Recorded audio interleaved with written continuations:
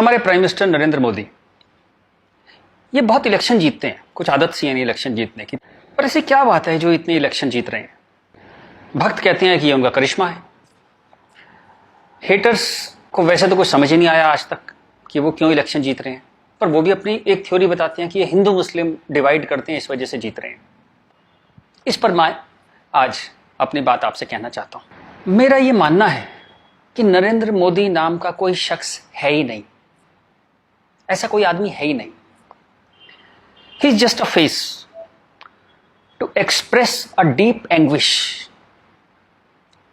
इस देश के अंदर, इस देश के सबकॉन्शियस में कुछ बहुत गहरे जख्म है, कुछ बहुत दर्द है, कुछ बिट्रेल है, कुछ धोखे हैं। उनको एक्सप्रेस करने का कभी मौका नहीं मिला था इस देश को। एक मौका मिला, उस मौके का नाम है नरेंद्र मोदी। सवाल यह है कि ये गंगा जमनी तहजीब, ये कौमी यकजहती, ये भाईचारा, ये गुलदस्ता, ये कितना सच है? हिंदू मुस्लिम में दरार है या नहीं? मिसट्रस्ट है या नहीं? ये सब कुछ ठीक है, ये सिर्फ बातें मोदी ने फैलाई हैं। क्या ऐसा है?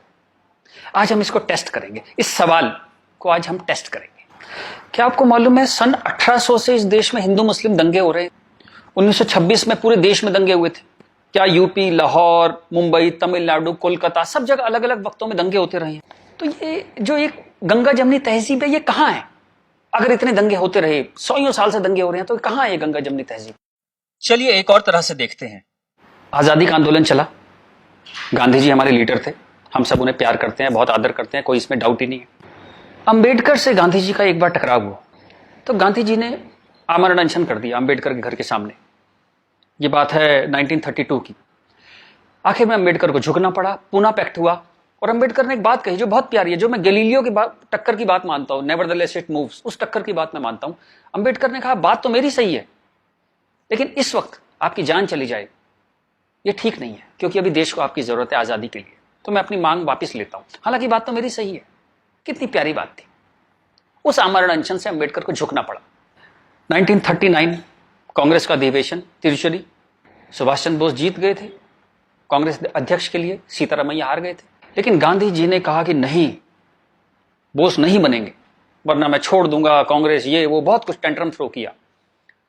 तो सुभाष चंद्र बोस ने त्याग पत्र दिया। यहां भी गांधी जी की जिद आगे आई। अंग्रेजों के खिलाफ भी उन्होंने भूख हड़ताल करी, तो अंग्रेजों को झुकना पड़ा। तो लोगों के दिल में ये सवाल है, मेरे दिल में सवाल था, जब मैं 7th 8th स्टैंडर्ड में था, तो मैंने अपने टीचर से पूछा था, जब जिन्ना ने कहा कि इस देश का पार्टीशन होगा, बंटवारा होगा, तो गांधी जी ने उसके घर के सामने आमरण अनशन क्यों नहीं किया? इस सवाल का जवाब कौन देगा? मुझे आज तक इस सवाल का जवाब नहीं मिला। खैर, उसके बाद जिन्ना अड़ गए तो पार्टीशन हुआ। 47 में पार्टीशन में करीबन 15-20 लाख डेड बॉडीज, जो हिटलर नहीं कर पाया, 15-20 लाख डेड बॉडीज हमने देखी। कुछ करोड़, 1-1.5 करोड़ लोग यहां से उजड़ के वहां गए, वहां से उजड़ के यहां आए। पूरी ह्यूमन हिस्ट्री में इससे ज्यादा डेंजरस, इससे ज्यादा खतरनाक चीज कुछ नहीं हुई। शायद वो रवांडा टूटसी में जो प्रॉब्लम हुई, वही इसकी टक्कर की प्रॉब्लम हो गई। सैकड़ों सैकड़ों औरतों को नंगा करके सड़क पे चलाया जाता था, उसे पिंड यात्रा कहते थे। इतनी दर्दनाक चीज, बट ये हुआ क्यों? And who failed? किस वजह से इतना बड़ा पार्टीशन हुआ?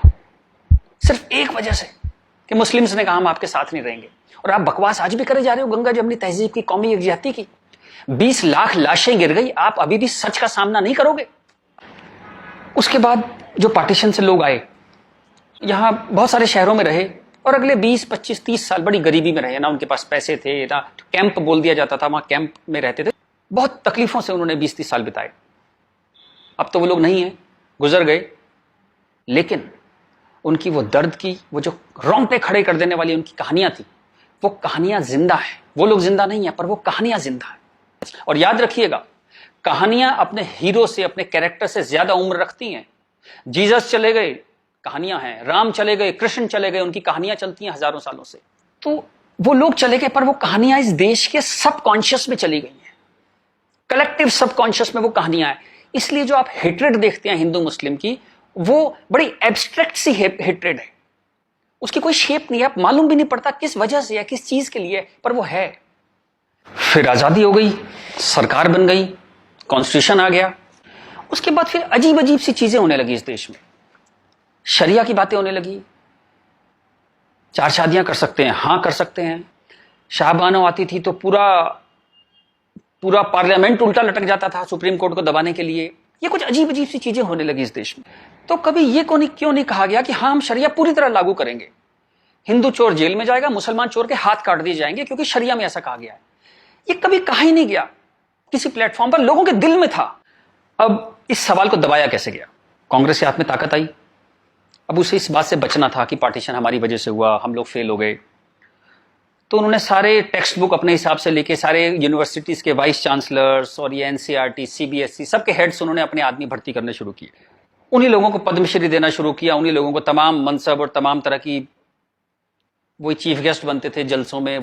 सारी टेक्स्ट बुक वैसी छपने लगी, जहां बस यही बताया जाता था कि दे दिया में आजादी बिना खड़क बिना ढाल, और वो जवाहरलाल नेहरू यहाँ फूल लगाते थे और उस बच्चों ने चाचा नेहरू कहते थे।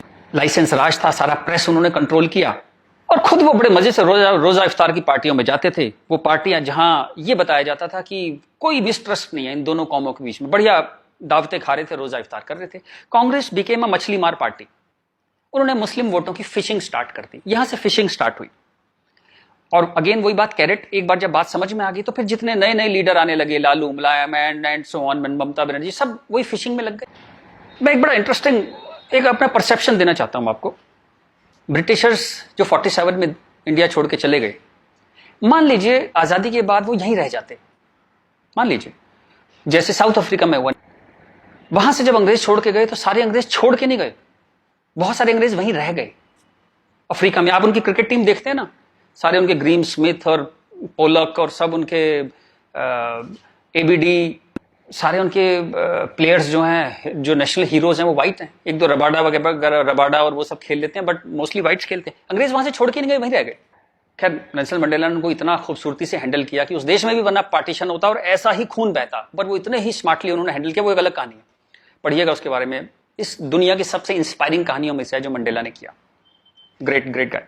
खैर, अगर यहां ऐसा होता कि ब्रिटिशर्स यहां रह जाते, तो मैं आपको मेरा ये एक आकलन है, तो 20-30 साल बाद एक पॉलिटिकल पार्टी पैदा होती जो उनके वोट की फिशिंग करती, और हमें यह समझाया जाता कि हिंदुस्तानी और ब्रिटिशर्स में कभी कोई झंझट था ही नहीं। They were friends, they were happy. हम मिलके होली, दिवाली, ईद मनाया करते थे। और ये जनरल डायर, ये तो आप झूठी बातें हैं, जलियांवाला बाग में गोली चला दी जनरल डायर ने, ये सब एग्जेजरेशन है, राइट विंगर्स ने पैदा किया है। अगर अंग्रेजों के भी वोट यहां पे होते तो ये झूठ चलता रहा, और Hindus got sick of it. पर कहने का कोई रास्ता नहीं था, कोई आउटलेट नहीं था इस बात को कहने का, कोई ऐसा चेहरा नहीं था वो जिसके साथ वो बात कहते कि वो एम्पैथी से हमारी बात सुनेगा। अब यहां मैं थोड़ी सी डिटूर लेना चाहता हूं। कांग्रेस ने इस देश की बहुत सेवा की है। अगर इतनी मॉडर्न आउटलुक के नेहरू जी ना होते तो देश यहां तक ना पहुंचता। उतनी भयंकर गरीबी में जब दंगे भी थे, वॉर भी थे, नेहरू जी ने इसरो के बारे में सोचा, एटॉमिक पावर के बारे में सोचा, आईआईटीज के बारे में सोचा। Great guy. जो उनकी अच्छाइयां वो अच्छाइयां हैं, बट इसी के साथ जो गलतियां भी उन्होंने बहुत बड़ी करी। एक इतनी बड़ी चीज को, एलिफेंट इन द रूम जिसको बोलते हैं, डायनासोर आपके सामने खड़ा था, आप उसे एड्रेस, उसका सॉल्यूशन नहीं निकाल पाए, कम से कम हाँ तो कहते डायनासोर खड़ा है। और झूठ ऐसे ऐसे चलाए, जैसे कश्मीर के बारे में झूठ चलाया। 370 का तो कुछ हो नहीं सकता भाई, महाराजा हरि सिंह ने यही शर्त पे विलय किया था कश्मीर का, क्योंकि 370 उन्होंने तब किया, तो कुछ हो ही नहीं सकता इसका। अब पता लगा ये झूठ है, महाराजा हरि सिंह ने ऐसा कुछ साइन ही नहीं किया था। ये तो दलाल टाइप के लोगों ने 1.5 साल बाद, 1.25 साल बाद लाए 370, और अंबेडकर ने साफ साफ मना किया कि नहीं है ये 370, नहीं लगाऊंगा, इतनी खराब है ये। फिर भी लगा दिया आपने, जबरदस्ती ठोक दिया आपने। अब मैं अपनी बात पे वापस आता हूं कि नरेंद्र मोदी कोई आदमी है ही नहीं, ये वो खूंटी है जिस पे इस पूरे देश ने अपना ये जो बरसों का गुस्सा है, 50 साल का नहीं, 150-200 सालों का गुस्सा टांगना शुरू कर दिया उस खूंटी पे। डिस्कशंस स्टार्टेड हैपनिंग, गुस्से को एक जगह मिली, एंगर फाउंड अ वेंट। चलिए एक और बात करते हैं। मेरा मानना है कि हम लोग एक एहसान फरामोश कौम है। जी बिल्कुल ठीक सुना आपने, हम एहसान फरामोश लोग हैं। गुरु अर्जुन देव, गुरु तेग बहादुर, बंदा बहादुर, भाई मती दास, हकीकत राय, गुरु गोविंद सिंह, आपने नाम सुने, सिख गुरुज, उनके साथी। जब हिंदू कौम इस्लामिक रूलर से बहुत परेशान थी, फोर्स कन्वर्जन हो रहे थे, बहुत जुल्म हो रहे थे, जजिया वजिया बहुत चीजें थी, तो इन्होंने हिंदुओं को बचाने के लिए ये सब कुर्बानियां दी। किस गुरु को जिंदा जला दिया गया, किसको गरम तवे पे भून दिया।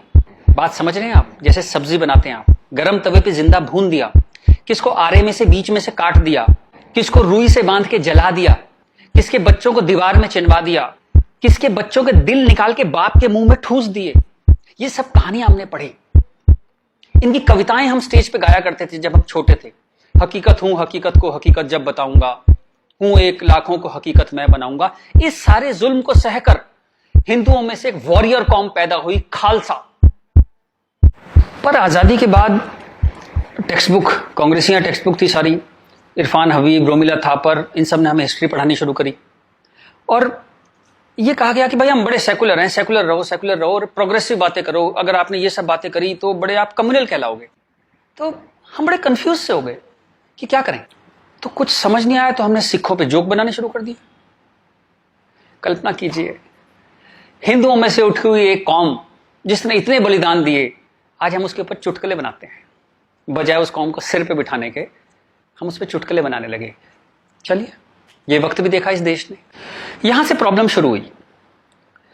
जिन मुस्लिम रूलर्स के हाथों, जिससे पूरे लंबे वक्त में वो जो हमने तकलीफें सही, जैसे ब्रिटिशर्स के हाथों सही, ब्रिटिशर्स चले गए, उन मुस्लिम लोगों के हाथों जो हमने इतनी तकलीफें सही, उनको आजादी के बाद हम कुछ एड्रेस ही नहीं कर पाए और कंफ्यूज हो गए कि ये सब जुल्म हुए भी थे या नहीं थे।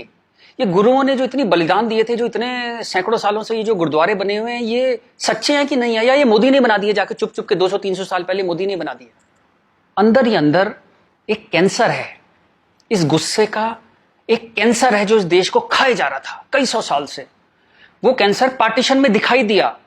आपके 2 हाथ काटने पड़े, एक भारत एक पाकिस्तान बन गया, एक बांग्लादेश बन गया, 2 हाथ कट गए आपके अंदर इतना बड़ा कैंसर था। लेकिन आप क्या करते हैं?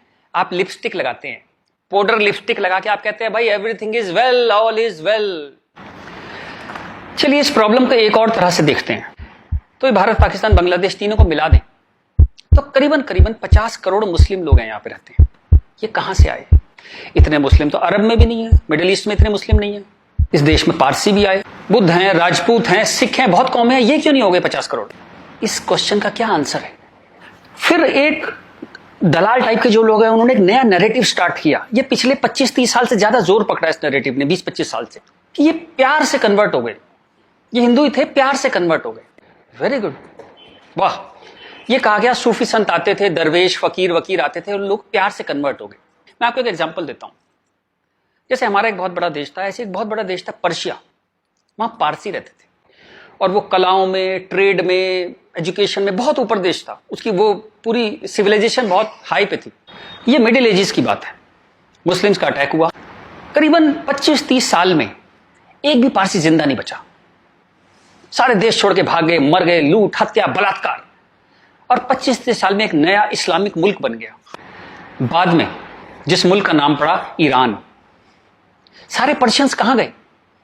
कुछ भाग के तो हिंदुस्तान भी आ गए थे। वो प्यार से कन्वर्ट हो गए। ऐसा प्यार इस दुनिया ने कई बार देखा है। अफ्रीका में, एशिया में ऐसा प्यार 25-30 कंट्रीज ने बर्दाश्त किया है और वो 25-30 कंट्री टोटल इस्लामिक बन गए। और लेटेस्ट कश्मीर, जब वहां से 3 लाख 4 लाख हिंदू भगाए गए तो वो प्यार से भागे वहां से और पूरा कश्मीर इस्लामिक हो गया। Make no mistake, it's a caliphate. जो बगदादी करता है खलीफा जो अपना साम्राज्य बनाता है जहां सिर्फ मुस्लिम होते हैं और अगर गैर मुस्लिम है तो उन्हें डिम्मी बन के रहना पड़ेगा, खत्म होकर रहना पड़ेगा। वो कैलिफेट है इस्लाम की इस वक्त कश्मीर में। हिंदुस्तान में कैलिफेट है। 1921 में मालाबार में दंगा हुआ था, वहां भी कैलिफेट बनाने की कोशिश की गई थी। कुछ 50,000 या 1 लाख हिंदुओं को बाहर निकाल दिया था वहां से, फोर्स्ड कन्वर्जन किया था। तो तब नहीं बना पाए, लेकिन आज कश्मीर में कैलिफेट है। ध्यान रखिएगा, ये आपकी गुलदस्ता और कश्मीरियत, जमहूरियत, इंसानियत सबके बीच में एक कैलिफेट बन गई। लेकिन आप कहते हैं कुछ हुआ ही नहीं है। और जब ये 3-4 लाख हिंदू वहां से भगाए गए 1 महीने के अंदर, तब कॉन्स्टिट्यूशन सो रहा था, इंटेलेक्चुअल सेमिनार कर रहे थे, गंगा जमनी तहजीब पे सेमिनार कर रहे थे और इस तरह की तमाम रोजा इफ्तार की दावतें चल रही थी। Happy, everybody was happy. और जो पूरी तरह इस्लामिक नहीं बना, उसके टुकड़े हुए, जैसे हिंदुस्तान के टुकड़े हुए, सूडान के टुकड़े हुए और आपकी और हमारी जिंदगी में, हमारे लाइफ टाइम में स्वीडन के टुकड़े होंगे। आज से 15-20 साल के अंदर स्वीडन टूट जाएगा। ये एक प्रोसेस है जो पूरी दुनिया में चल रहा है। आप या तो बहुत भोले हैं, देखते ही नहीं, या आप इतने मूर्ख हैं कि दुनिया में क्या हो रहा है आपने कभी देखा ही नहीं, या आप झूठे हैं, या आप दलाल हैं। अगर आप इस पूरे प्रोसेस को मना करते हैं कि नहीं नहीं ऐसा कुछ नहीं था, यहां तो बड़ी गंगा जमनी तहजीब थी, आप इन सब में से एक हैं, या हो सकता है सब कुछ हो। चलिए मैं आपके साथ एक एक्सरसाइज करता हूं। आपके एक दादा होंगे, एक दादा परिवार है, दादा, चाचा, ताऊ, बुआ, फूफा, उधर के उनके बच्चे, सब एक पूरी फैमिली ट्री वो है। एक नाना की तरफ से है, तो एक आदमी करीबन ऐसे 10-15 परिवार उसके आसपास होते हैं। इसके बाद आप कॉलेज, आपका कॉलेज, स्कूल कॉलेज, जहां 50-100 स्टूडेंट हैं, जिसमें कुछ दोस्त हैं जो आपके साथ ट्रेवल करते हैं जिंदगी भर। फिर आपका मोहल्ला, आपकी कॉलोनी, वहां भी आप 10-20 परिवारों को जानते हैं। यूं कहें एक आदमी मोटा मोटा 700-800 1000 लोगों की खबर उसको होती है, डायरेक्ट खबर, चाहे मिले ना कि कोई बहुत दूर रहता है, लेकिन हाँ पता लगता है उसकी शादी हो गई, उसके बच्चा हो गया, डेथ हो गई, कुछ बहुत अच्छा हो गया, बहुत बुरा हो गया, खबर आ जाती है कहीं ना कहीं से। अब मैं आपसे एक्सरसाइज करता हूं, पिछले 20, 30, 50 साल में ये इन 1000 लोगों में से कितने लोग मुस्लिम बने, कितने लोग कन्वर्ट हुए? आंसर मिलेगा 0। क्या हुआ? सारे सूफी, दरवेश, फकीर रिटायर हो गए, आईपीएल देखने चले गए, इस्लाम की कशिश खत्म हो गई। दोस्त, जब तक गर्दन पे तलवार ना हो ना, कोई कन्वर्जन नहीं होता, या बहुत सारे पैसे ना हो, कोई कन्वर्जन नहीं होता। उसके बाद पार्लियामेंट पे अटैक हुआ, इस देश की पार्लियामेंट पे अटैक हुआ, और उसमें शामिल अफजल गुरु, उसके सम्मान में, उसके समर्थन में लोग खड़े हैं, हजारों हजारों लोग मुसलमान खड़े हैं, और हमने तब भी कुछ नहीं कहा, इस देश में हाहाकार नहीं हुआ। मुंबई में कुछ साल पहले आजाद मैदान में एक रैली हुई, किस लिए हुई? रोहिंग्याओं के समर्थन में। आपका क्या लेने देना रोहिंग्याओं के समर्थन में? और रैली के आखिर में क्या हुआ? जो शहीदों के लिए स्मारक बना है, फौजियों के लिए, शहीदों के लिए जो स्मारक बना है, उसको जूते मार मार के तोड़ दिया। इतनी नफरत आपके मन में इस देश के लिए, और कोई कुछ कहता ही नहीं, कोई कुछ कह ही नहीं पा रहा था। ये चल रहा था इस देश में। तो ये जो एक हेट है, ये इन दोनों कौमों में रही, और वो एक हेट, वो एक नफरत जो थी, वो कभी, it never became a past history, distant history, कभी नहीं हुआ, वो रोज रहा। कभी वो अफजल गुरु के रूप में आ गई, कभी वो क्रिकेट मैच के रूप में आ गई, कभी कश्मीर, कभी आजाद मैदान, वो हमेशा कभी ना कभी उसके न्यू एडिशंस आते रहते थे। एक और एक्सरसाइज करते हैं। आप मोटरसाइकिल चलाते हैं, कार चलाते हैं, साइकिल, स्कूटर कुछ चलाते होंगे। जब भी आप सड़क में जाते हैं तो थोड़ा संभल के चलते हैं, लेकिन आपके शहर के जो मुस्लिम एरिया है, जब उसमें आप जाते हैं तो कुछ एक्स्ट्रा संभल के चलते हैं कि नहीं? एक्स्ट्रा संभल के, कि अगर यहां लग गई तो एक्स्ट्रा पिटाई होगी। वो जो फियर है आपके अंदर, वो जो डर है, वो कमाल की चीज है, जिसको देश कहता है नहीं, एक सिस्टम कहता है नहीं, लेकिन आपके अंदर है, करोड़ों लोगों के अंदर है, 100 करोड़ लोगों के अंदर है वो डर।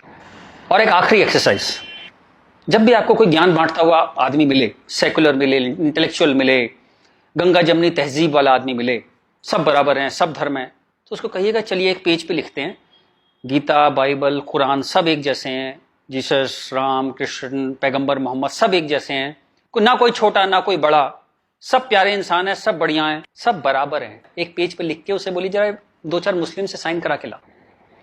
ऐसी ची की आवाज आएगी उस इंटेलेक्चुअल की, आपके पास जिंदगी में दोबारा नहीं आएगा। वो एक मुसलमान के साइन नहीं करा सकता इस बात पे।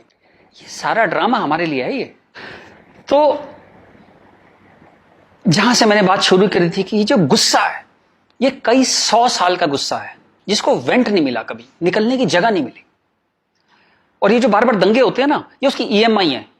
And coming back to the point, Modi कोई आदमी है ही नहीं, मोदी वो मौका है, और वो गारंटी है कि इस बार जब शाहबानो पार्लियामेंट में आएगी कि हलाला हो गया, कि 4 विवाह हो गया, कुछ हो गया, इस बार पार्लियामेंट ब्लैकमेल नहीं होगी। वो एक शख्स नहीं है, वो एक इमोशनल बाम है, एक इमोशनल मलहम है, जिसकी इस देश को कई 100 साल से जरूरत थी। और अगर आप सोचते हैं कि एक आदमी क्या कर सकता है, तो दोस्त, कैसे आकाश में सुराख नहीं हो सकता, एक पत्थर तो तबीयत से उछालो यारो।